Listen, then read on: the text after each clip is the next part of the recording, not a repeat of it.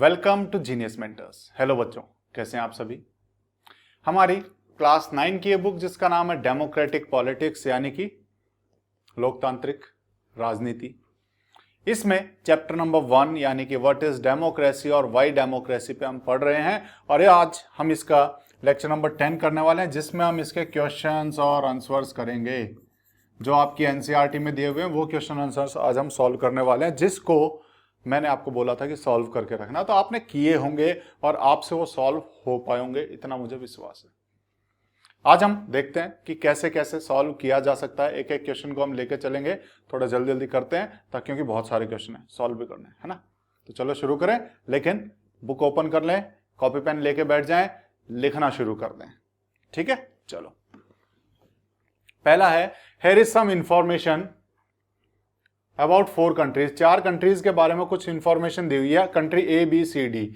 उनमें से based on this information, इस इंफॉर्मेशन के आधार पर how would you classify each of these countries, आप उनको कैसे वर्गीकृत करोगे, कैसे क्लासिफाई करना है उनको। ठीक है, इनमें से कौन सी डेमोक्रेटिक है, कौन सी अनडेमोक्रेटिक है, कौन सा पता नहीं है, इस हिसाब से हमें बस लिखना है। तो देखते हैं, पहला कंट्री ए में people who do not accept countries official religion do not have right to vote. कि एक कंट्री है जिसमें वहां के लोग वहां का धर्म मंजूर नहीं करते हैं, तो उनके पास राइट टू वोट नहीं रहेगा। ये कौन सी बात है भाई, वो भी तो कंट्री का नागरिक है, चाहे किसी भी धर्म का हो। तो ये तो किसी भी तरीके से डेमोक्रेटिक तो हो नहीं सकता, क्योंकि डेमोक्रेटिक में सभी लोग बराबर होते हैं और सबके पास इक्वल राइट टू वोट होता है, ये हमने पढ़ा था। तो हम ए के सामने लिख सकते हैं अनडेमोक्रेटिक, लिख सकते हैं, बिल्कुल लिख सकते हैं। ठीक है, तो ये हो गया अनडेमोक्रेटिक। क्लियर है, अगला पढ़ो। The same party has been winning the election for last 20 years. एक ही पार्टी पिछले 20 साल से जीत रही है, क्या डेमोक्रेटिक अनडेमोक्रेटिक है? कुछ नहीं कह सकते। हो सकता है वो ईमानदारी की वजह से जीत रही हो सकता है अच्छे कामों की वजह से हो रही हो, या फिर हो सकता है कि वो डर्टी प्रैक्टिसेस के द्वारा जीत रही हो, गलत तरीकों से जीत रही हो, कुछ भी हो सकता है। तो यहां हम नहीं कह सकते कि डेमोक्रेटिक है या अनडेमोक्रेटिक है, इसको हम लिखेंगे नॉट श्योर, कि हम श्योर नहीं है, हमें नहीं पता कि वो कैसे जीत रही है। तो यहां डेमोक्रेटिक है कि नहीं है हमें नहीं पता, तो नॉट श्योर। अगला country C, ruling party has lost in the last 3 election. जो रूलिंग पार्टी जो सत्ता में थी पिछले 3 इलेक्शन में हार गई है। रूलिंग पार्टी अगर हार जाए, इसका मतलब यह है कि लोगों के वोटों की पावर चल रही है, लोग अपनी मर्जी से चुन पा रहे हैं। अदरवाइज रूलिंग पार्टी को कोई हटा दे, किसकी हिम्मत है? लोगों की हिम्मत है। वो वहां पर कहां होती है लोगों की हिम्मत? जहां डेमोक्रेसी हो। तो ये डेमोक्रेटिक है। समझ में आए चीजें? आपको अर्थ पता है, डेमोक्रेसी अच्छे से समझ लिया तो इनमें कोई दिक्कत नहीं आएगी आपको। There is no independent election commission, की वहां पर किसी देश में, कंट्री डी में इंडिपेंडेंट इलेक्शन कमीशन नहीं है। इंडिपेंडेंट इलेक्शन कमीशन ना होने की वजह से निष्पक्ष चुनाव हो पाना बड़ा मुश्किल हो जाता है।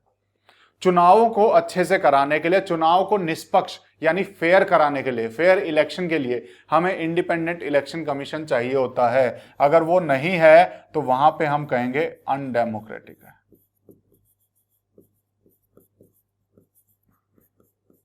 समझ में आई चीजें? चलो अगले क्वेश्चन पे चलें, चीजें समझ में आई? चलो, here is some information about 4 countries. यहां पे भी 4 कंट्रीज के बारे में बता दिया। बेस्ड ऑन दिस इंफॉर्मेशन, और इस इंफॉर्मेशन के आधार पे इनको भी हमें क्लासिफाई करना है, डेमोक्रेटिक, अनडेमोक्रेटिक और नॉट श्योर में। ठीक है, करें, पहले से शुरू करते हैं। यहां पे P Q R S 4 country हैं, तो कंट्री पी की समझते हैं।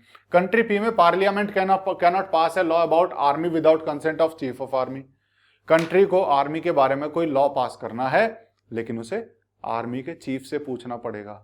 हमने तो पार्लियामेंट को चुना था, चीफ ऑफ आर्मी को तो चुना नहीं। तो पार्लियामेंट डिसाइड करेगी ना कि आर्मी के लिए क्या लॉ होने चाहिए।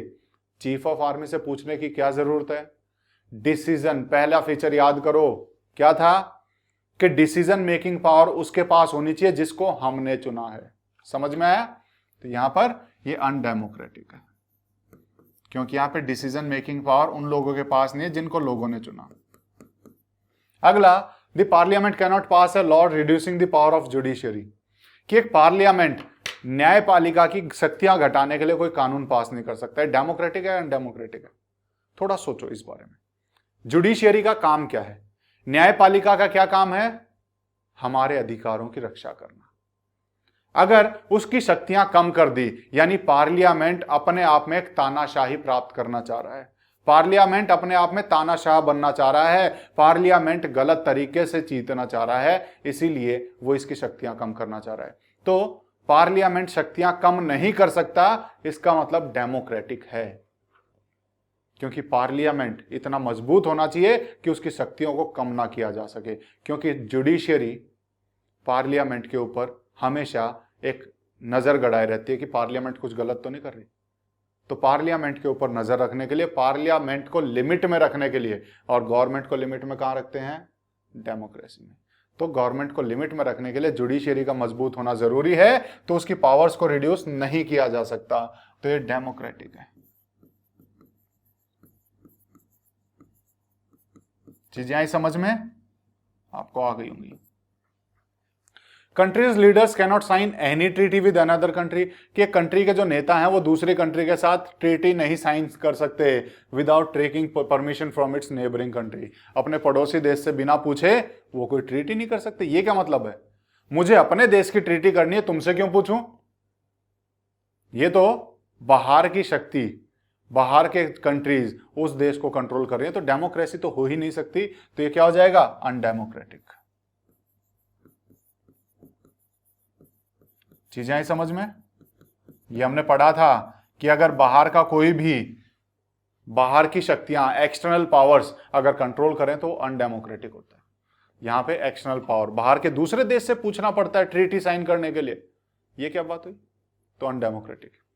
All the major economic decisions about the country are taken by the officials of central bank, which the ministers cannot change.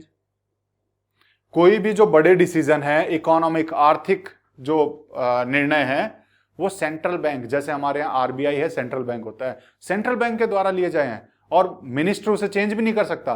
बल्कि जो आर्थिक डिसीजन है पूरे देश के लिए होते हैं, वो हमारे लोगों के ऊपर फर्क डालते हैं, उसको मिनिस्टर के द्वारा ही लिए जाने चाहिए, और मिनिस्टर उसे बदल सके, ऐसा होना चाहिए। क्योंकि हमने मिनिस्टर को चुना है हमारे डिसीजन लेने के लिए, सेंट्रल बैंक को नहीं। तो मिनिस्टर को करना चाहिए काम, बैंक को नहीं। तो यहां पर ये अनडेमोक्रेटिक है। समझ में आई चीजें कैसे करनी है? ये हो जाएगा। ठीक है, अगले सवाल पे चलें। चलो, which of these is not a good argument in favour of democracy and why? कि इनमें से ऐसा कौन सा तर्क है जो डेमोक्रेसी के पक्ष में नहीं है, उसके हिसाब से बात नहीं करता, और क्यों? तो पहला है, people feel free and equal in democracy, कि लोग अपने आप को आजाद और समान महसूस करें। डेमोक्रेसी में तो ये तो होता ही है। डेमोक्रेसी का मतलब ही है कि सब लोग इक्वल हों, सब लोग आजाद हों। दूसरा, democracy resolve conflict in a better way than others. हाँ, डेमोक्रेसी कॉन्फ्लिक्ट को सबसे अच्छे तरीके से रिजॉल्व करता है, दूसरों से अच्छे तरीके से रिजॉल्व करता है। ये हमने पढ़ा था हमारी बुक में, याद आ रहा है? हाँ। Democratic governments is more accountable to the people. ये तो हमने फीचर में ऐसे का ऐसा पढ़ा था कि डेमोक्रेटिक गवर्नमेंट लोगों के प्रति जवाबदेह होती है, पढ़ा था। तो फिर क्या बच गया? Democratic are more prosperous than others. Democracies are more prosperous, कि ज्यादा समृद्ध होते हैं जितने भी लोकतंत्र हैं। ऐसा किसने कहा? डेमोक्रेसी गरीब भी होती है, डेमोक्रेसी अमीर भी हो सकती है लेकिन गरीब भी होती हैं, लेकिन दूसरों से अमीर होती हैं, ऐसा कहीं नहीं है। ये प्रॉस्पेरिटी बहुत सारी अदर कंडीशंस पे डिपेंड करता है। ठीक है, तो यहां पे हम क्या लिखेंगे? Option D. Option D is not a good argument, good argument। ठीक है, लिख लोगे? in favor of democracy।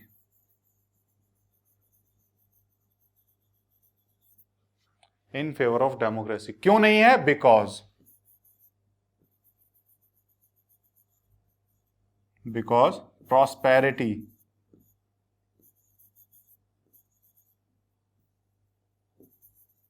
prosperity depends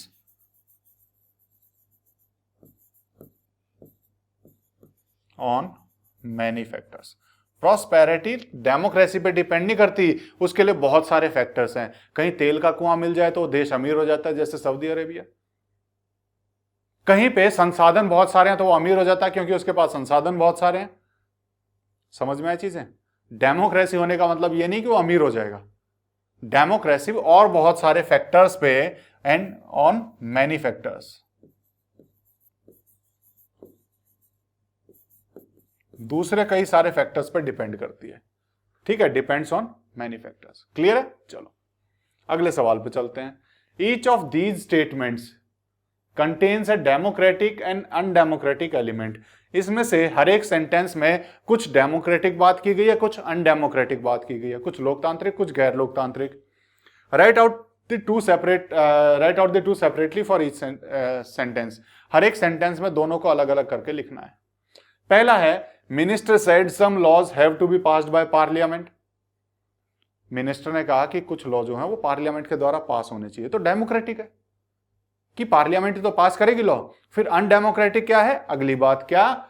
in order to confirm to the regulation decided by WTO, यानी WTO ने जो डिसाइड किया है उसके हिसाब से पास होने चाहिए। WTO तो बाहर की एजेंसी है ना, वर्ल्ड ट्रेड ऑर्गेनाइजेशन बाहर की एजेंसी है, वो क्यों बताए कि क्या लॉ पास करना है? समझ में आई चीजें? तो ये अनडेमोक्रेटिक है। तो डेमोक्रेटिक में लिखना, minister said some law have to be passed by parliament. Undemocratic, to confirm to the regulation decided by WTO। Clear है? चलो, इलेक्शन कमीशन ऑर्डर्ड रीपोलिंग, ये भी अच्छी बात है। इलेक्शन कमीशन कर सकता है रीपोलिंग किसी भी केस में जब उसे लगता है गड़बड़ हुई है, ये डेमोक्रेटिक है। लेकिन constituency where large scale rigging was reported, अगर कहीं गड़बड़ी हो रही है इलेक्शन में, ये अनडेमोक्रेटिक है। तो यहां पे सेकंड सेंटेंस अनडेमोक्रेटिक हो जाएगा। क्लियर है? Women's representation in parliament has barely reached 10%, ये तो अनडेमोक्रेटिक है। वुमेन का प्रतिनिधित्व अभी तक संसद में 10% भी नहीं पहुंचा, यानी कि वुमेन को बहुत कम रिप्रेजेंट किया जाता है, बहुत सारी कम महिलाएं ही वहां तक पहुंच पाती हैं, ये तो अनडेमोक्रेटिक है। सबको बराबर मौका मिलना चाहिए। महिलाएं जब इतनी ज्यादा है तो सिर्फ 10% क्यों, ज्यादा होनी चाहिए, तो ये अनडेमोक्रेटिक है। तो आगे क्या है, this led women's organization to demand 1/3 seat for women. इसकी वजह से जो महिलाओं की ऑर्गेनाइजेशन है, संगठन है, उन्होंने मांग रखनी शुरू की कि 1/3 सीट महिलाओं की होनी चाहिए। ये डेमोक्रेटिक है। कोई भी व्यक्ति, कोई भी संगठन अपने अधिकारों की मांग कर सकता है, तो ये मांग करना डेमोक्रेटिक है। समझ में आ गए? नहीं है? कोई बात नहीं, मैंने इसको आंसर में लिख दिया ऑलरेडी कि डेमोक्रेटिक इसमें क्या होगा, ए में, बी में क्या होगा, सी में क्या होगा, अनडेमोक्रेटिक तीनों में क्या होगा। मैंने इन तीनों को लिख दिया है, आप खुद से एक बार ट्राई करना, नहीं समझ में आए तो यहां से आप देख सकते हैं। क्लियर है चीजें? समझ में आ रही है? ठीक है। अगला, which of these is not a valid reason for arguing that there is a lesser possibility of famine in a democratic country, कि इनमें से कौन सा वैलिड रीजन नहीं है, कौन सा सही कारण नहीं है इस तर्क के लिए कि वहां पर लेस पॉसिबिलिटी है, कम संभावना है अकाल की एक डेमोक्रेटिक कंट्री में।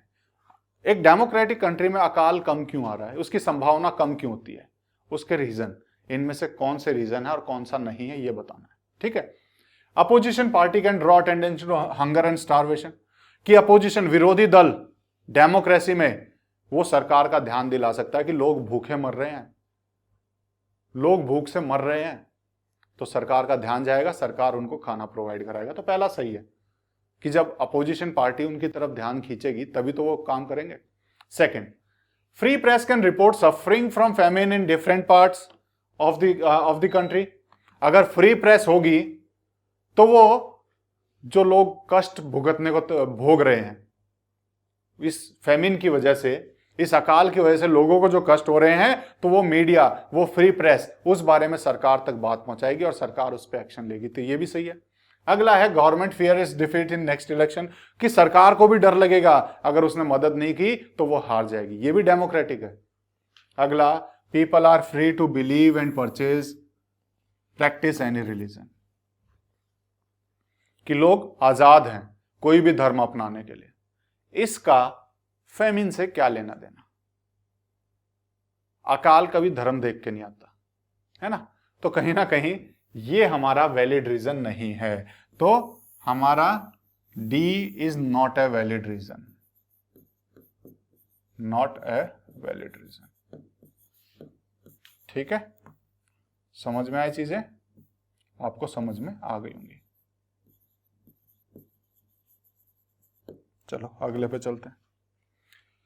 There are 40 villages in a district, कि एक डिस्ट्रिक्ट में, एक जिले में 40 गांव हैं, where government has made no provision of drinking water, जहां पर सरकार ने पीने के पानी की कोई प्रावधान नहीं किया हुआ। These villages met and considered many methods of forcing the government to respond to their needs. In villagers ने सरकार से मिले, बेसिकली सरकार से मिले और सरकार को मजबूर किया, कई तरीके बताए कि कैसे वो हमारी जरूरतें पूरी कर सकते हैं। तो इनमें से कौन सा डेमोक्रेटिक मेथड नहीं है?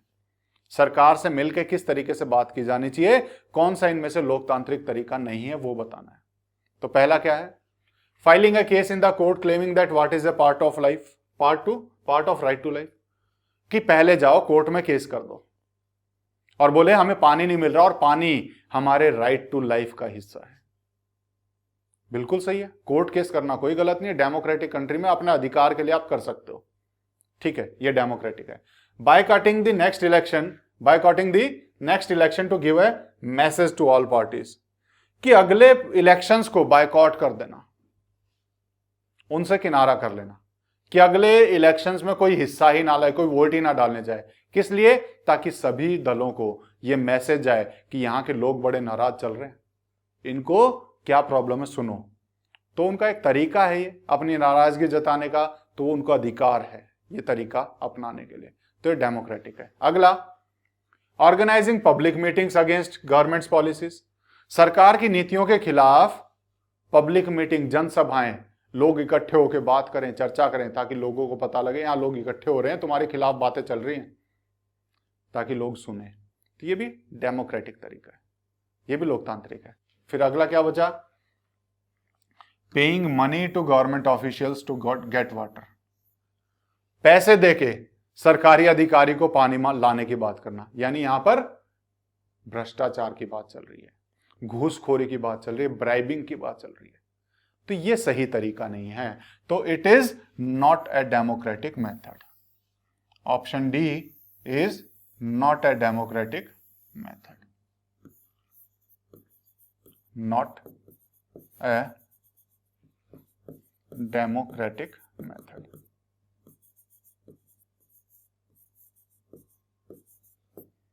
ठीक है, चलो अगले पे चलते हैं।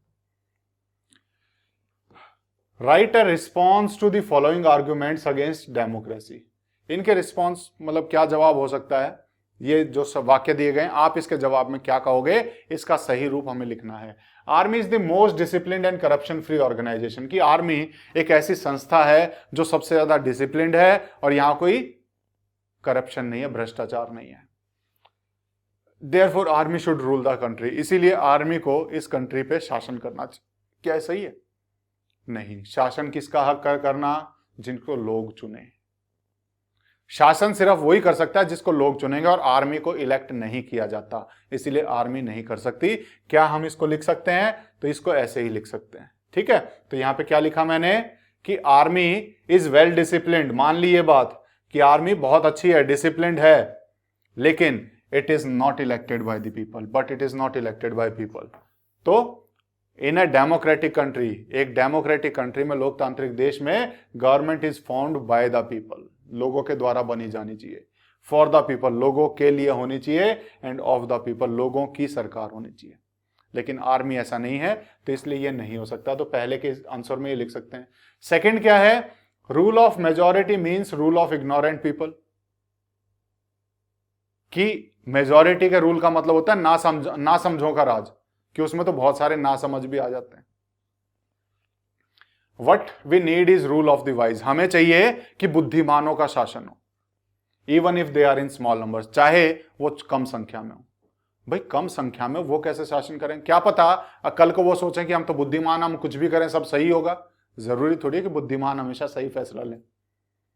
उनको क्या पता कि जो मेजॉरिटी है उनकी इच्छाएं क्या है, उनको क्या चाहिए, तो वो गलत भी ले सकते हैं decision.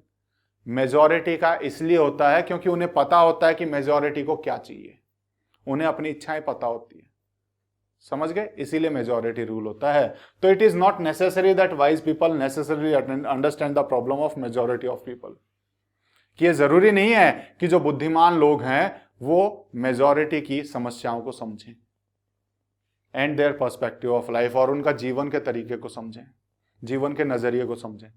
Most of the people have necessary intelligence to understand rule and regulation, और ज्यादातर लोगों में समझ होती है कि नियम कायदे कानून क्या कहते हैं, ज्यादातर लोग ये समझते हैं, इसीलिए मेजॉरिटी रूल होना चाहिए, वाइज रूल नहीं होना चाहिए। ठीक है, तीसरा क्या है, if we want religious leaders to guide us in spiritual matters, कि हमें जब भी कोई आध्यात्मिक मामलों में एक धार्मिक गुरु चाहिए होता है, हमेशा वो हमें बताएगा कि क्या करो क्या करो, आप कुछ भी प्रॉब्लम हो बाबा जी बताओ क्या करें, आप पहुंच जाते हो, है ना, फिर वो आपको बताता है बेटा ऐसा करो। ऐसा होता है कई बार आपने देखा होगा, ऐसा होता होगा, है ना। तो why not to invite them to guide us in politics as well, तो उनको हम राजनीति में क्यों नहीं बुला लेते, ताकि वो हमें वहां आकर भी हमारा मार्गदर्शन कर सकें, अच्छी अच्छी बातें बताएं, देश ऐसे चलेगा, देश ऐसे चलेगा, क्यों नहीं कर लेते। The country should be ruled by religious leaders, तो इसीलिए इस कंट्री को धार्मिक नेताओं के द्वारा शासन करवाना चाहिए। ऐसा नहीं हो सकता, क्यों, हमारे देश में कई धर्मों के लोग रहते हैं, अगर हम एक धर्म के गुरु को लीडर बना देंगे, बाकी धर्मों वाले कहां जाएंगे। वो हो सकता है उनको बुरा माने, उनको अच्छा माने ही ना, उनकी सुने ही ना, तो वो लोग कहां जाएंगे। एक डेमोक्रेटिक कंट्री का मतलब होता है जहां सबकी सुनी जाए, तो एक धर्म की सुनेंगे तो हम बाकियों को कहीं ना कहीं पीछे छोड़ देंगे, ये गलत हो जाता है, समझ में आए। तो हम यहां क्या लिख सकते हैं, religion has nothing to do with politics, धर्म का राजनीति से कोई लेना देना नहीं है।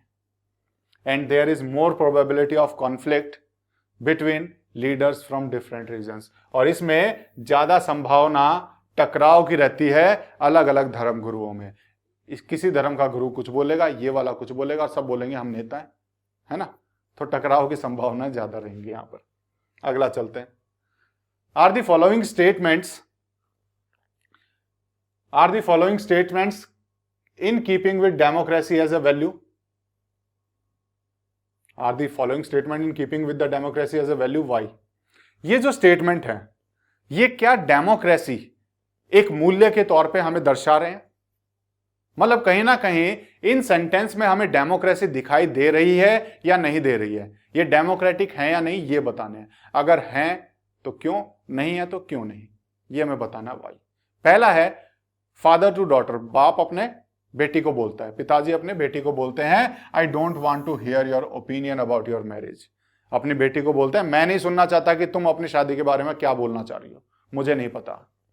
इन our family children marry where the parents tell them to, कि हमारे परिवार में हमेशा से होता आया हुआ है कि बच्चे वहीं शादी करते हैं जहां उनके माता पिता कहते हैं, और तुम्हें भी वही करना पड़ेगा। तो क्या ये लोकतांत्रिक है? लोकतांत्रिक में तो सभी को अपने विचार रखने का हक है, लेकिन इसने तो अपनी बेटी को वो हक दिया ही नहीं विचार रखने का, तो ये डेमोक्रेटिक नहीं हो सकता। यहां डेमोक्रेसी एज ए वैल्यू नहीं है, समझ गए, क्यों नहीं है वो भी समझा दिया। टीचर टू स्टूडेंट, अब टीचर स्टूडेंट को बोल रहे हैं, क्या बोल रहे हैं, don't disturb my concentration by asking more question in the classroom, किस क्लासरूम में बार बार सवाल पूछ के मेरे ध्यान को मत भटकाओ, मुझे पढ़ाने दो, पढ़ाना। क्या डेमोक्रेटिक है? नहीं। जब तक बच्चों के विचार नहीं जानेंगे तब तक अच्छे से कैसे पढ़ा पाएंगे, तो ये डेमोक्रेटिक नहीं हो सकता, क्योंकि सभी बच्चों के विचार जब तक नहीं जानेंगे तब तक डेमोक्रेटिक नहीं कह सकते। डेमोक्रेसी में सभी बच्चों के विचार शामिल होने चाहिए, ठीक है, इसलिए नहीं है। अगला, employ to the officer our working hour must be reduced according to the law, कि कानून के हिसाब से हमारे जो काम करने के जो समय है वो कम होना चाहिए।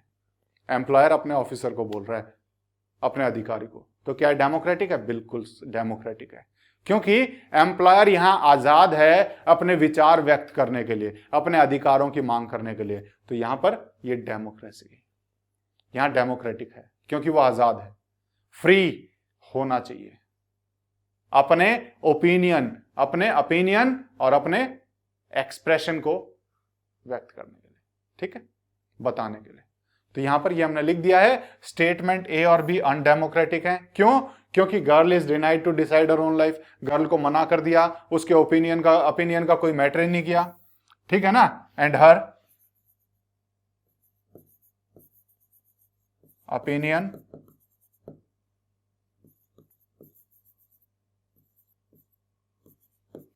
डजंट मैटर, उसके ओपिनियन का कोई महत्व नहीं रहा वहां पर।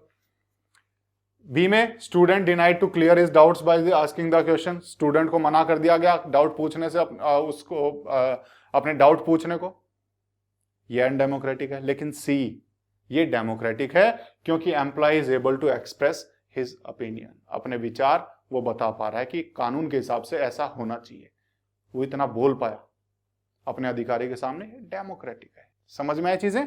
चलो अगला सवाल आता है, consider the following facts about a country. एक कंट्री के बारे में नीचे दिए गए जो फैक्ट्स हैं ये आपको बताने हैं। And decide if you would call it a democracy, और ये डिसाइड करो क्या आप उसे डेमोक्रेसी कहोगे या नहीं कहोगे। Give reason to support your decision, और एक रीजन देने हैं आपको अपने डिसीजन को सपोर्ट करने के लिए। ए बी सी डी ई, ये 5 तरह के हमने वाक्य पढ़ने हैं और बताने हैं डेमोक्रेसी है कि नहीं। इसके आंसर हालांकि मैंने लिख दिए हैं, ठीक है, तो एक एक करके पढ़ें। चलो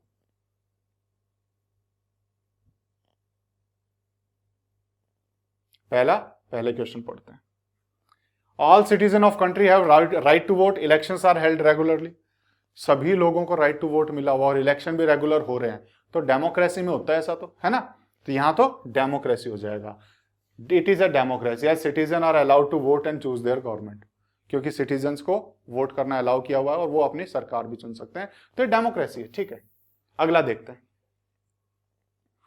the country took loan from international agencies, country ने बाहर की अंतरराष्ट्रीय संस्थाओं से लोन ले लिया।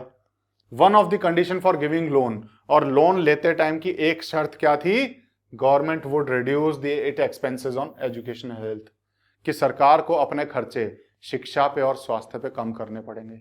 अब ये क्या है, अपनी शर्तों पे वो दे रहा है लोन, यानी कहीं ना कहीं सरकार को लोगों ने चुना।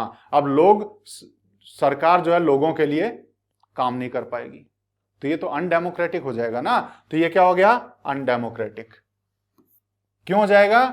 It seems to be under economic penalties, means people of country are not free to take economic decision, यानी वहां के लोग अब आजाद नहीं रहे अपने डिसीजन, यानी एजुकेशन हेल्थ के डिसीजन ले ही नहीं सकते, उनका खर्चा कम करना पड़ेगा, इकोनॉमिक डिसीजंस ले नहीं पा रहे, तो अनडेमोक्रेटिक हो गया। अगला, people speak more than 7 languages but education is available only in 1 language, कि वहां के लोग 7 लैंग्वेजेस से ज्यादा बोल पाते हैं, लेकिन एजुकेशन सिर्फ एक लैंग्वेज में है, और वो एक language spoken by 52% of that country. वो एक लैंग्वेज सिर्फ और सिर्फ 52% लोग ही बोल पाते हैं, बाकी 48% लोग उस लैंग्वेज को नहीं समझते, और एजुकेशन सिर्फ उसी में है। तो ये अनडेमोक्रेटिक हो जाएगा, क्योंकि सभी को बराबर अपॉर्चुनिटी नहीं मिली, सभी को समान अवसर नहीं मिले, सभी लोग बराबर नहीं हो पाए।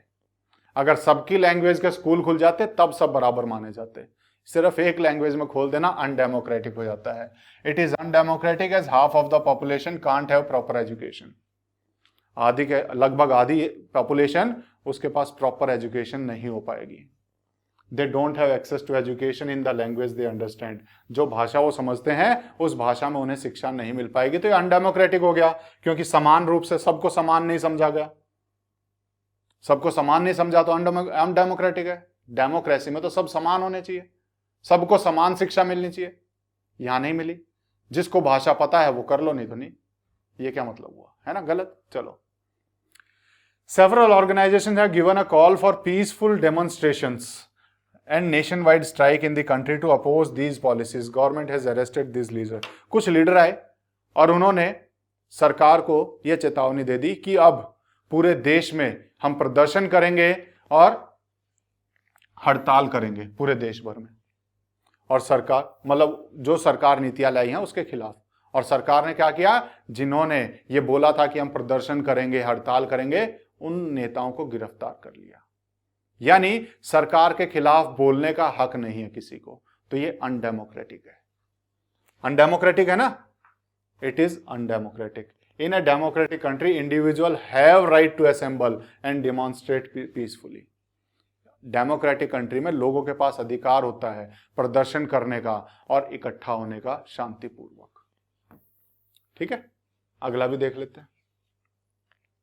The government owns the radio and television in the country, कि उस देश में सरकार ही टीवी और रेडियो का मालिक है। ठीक है, all newspaper have to get permission from government to publish any news about government policy and protest.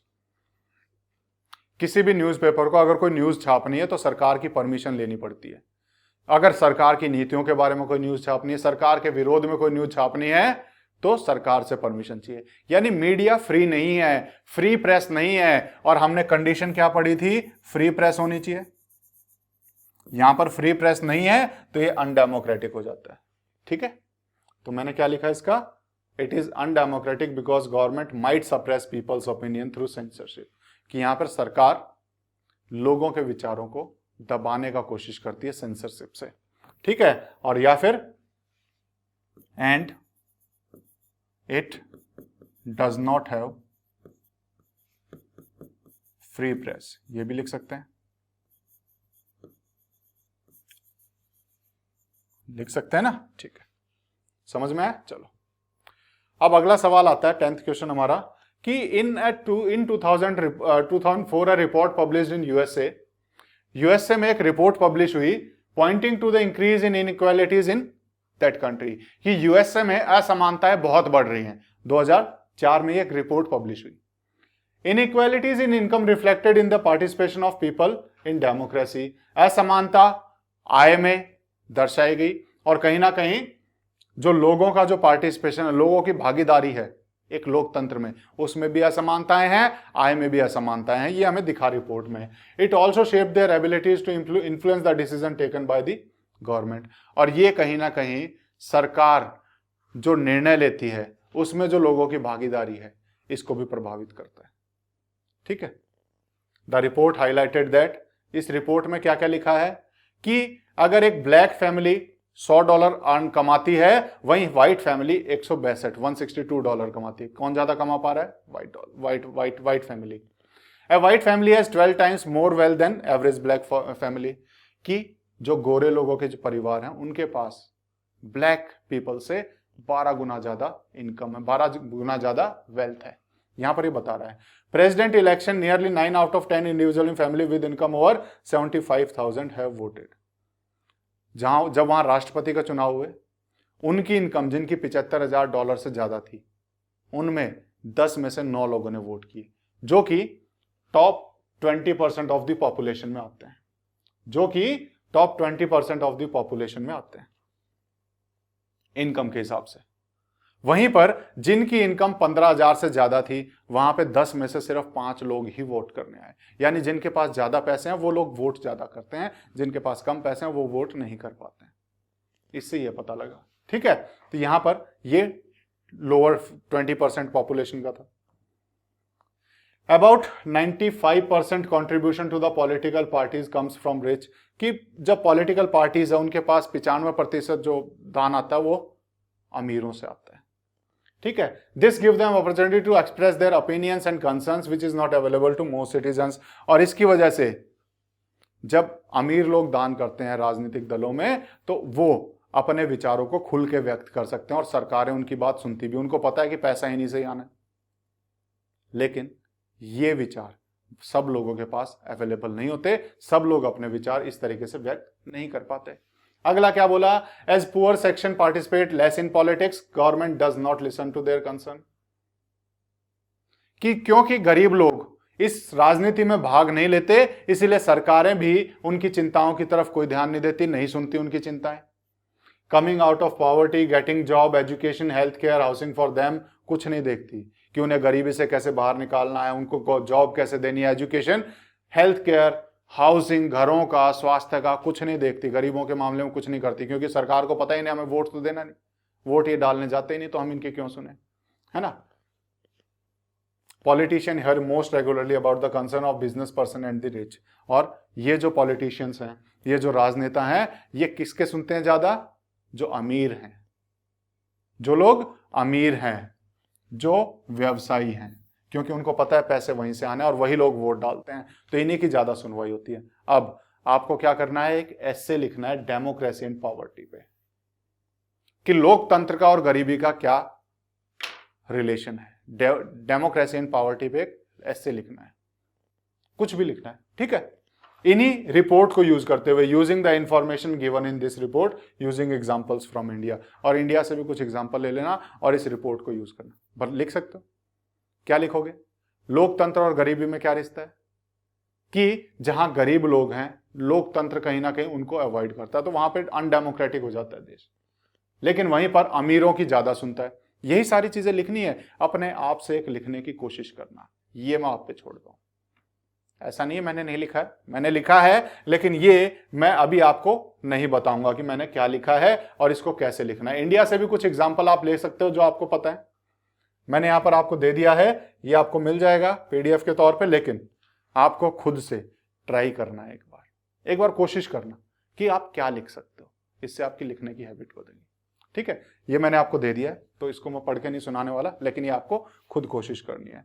एक लास्ट स्लाइड, ये भी आपको बेसिकली एक होमवर्क टाइप ही दिया जा रहा है कि ज्यादातर जो न्यूज़पेपर होते हैं ना उसमें एडिटोरियल पेज आता है, बीच में है ना 2 पेज आते हैं, इधर एडिटोरियल, ओपिनियन टाइप, इस टाइप से। उनमें बड़े अच्छे अच्छे विचार लिखे होते हैं, उनमें बहुत सारे लेटर लिखे होते हैं जो लोग लिखते हैं कि हमारी ये समस्या है, इस समस्या को ऐसे दूर करो। और बहुत सारे इंटेलेक्चुअल्स जो होते हैं, बहुत सारे जो बुद्धिमान व्यक्ति होते हैं, वो इसमें एडिटोरियल्स में अपने अपने विचार रखते हैं। एक बार इनको पढ़ना, कटिंग रखना, 1 महीने तक आपको इनको कटिंग रखना है, और उसके बाद इनको 1 महीने बाद अलग अलग तरीके से सेट करना है, क्लासिफाई करना है, वर्गीकृत करना है। कॉन्स्टिट्यूशनल लीगल एस्पेक्ट रखने, जिसमें संविधान और कानूनी पहलू हैं जो हमारे डेमोक्रेसी के, उनके बारे में जो विचार हैं उनको अलग अलग अलग फोल्डर में डाल देना। लोगों के अधिकारों के ऊपर जो लेख आए होंगे उनको अलग रखना। इलेक्टोरल और पार्टी पॉलिटिक्स, चुनावी और दलीय राजनीति के ऊपर जो लेख आए हैं उनको अलग रखना, और डेमोक्रेसी के आलोचना जहां जहां की है उनको अलग रखना, और इनको पढ़ने की कोशिश करना। अपने आप में बहुत सारे विचार आने लग जाएंगे, ठीक है। ये आपको एक होमवर्क दिया गया, तो ये आपको करना है। इसी के साथ इसके क्वेश्चन आंसर्स भी खत्म होते हैं, और आपको शायद ये सारे पहले से ही पता होंगे और आप इनको कर पाएंगे, क्योंकि बहुत मुश्किल नहीं थे, जो पढ़ाया गया था सब वही था। अगर आपने थोड़ा सा भी ध्यान से सुना होगा तो आप शायद इन सबको कर पाएंगे, ठीक है। चलिए, हमारा चैप्टर खत्म होता है, नेक्स्ट चैप्टर के साथ फिर मिलेंगे नेक्स्ट वीडियो में। तब तक के लिए thank you, take care, bye bye.